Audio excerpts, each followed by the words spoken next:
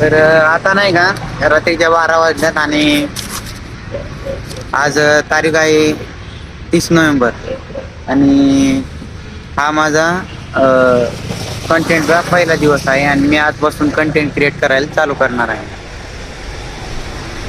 सांगायचं म्हटलं तर 12 वाजताच का, तर कारण असं आहे की खूप दिवसापासून मला वाटत होतं की करावा, पण लोक काय म्हणतील किंवा माझा मित्र काय म्हणेल, पाहुणे काय म्हणते ह्यांचा विचार करून करून मी का नाही थोडंसं म्हणजे भेद भेद करीत नव्हतं मी कॉन्टेंट क्रिएशनसाठी.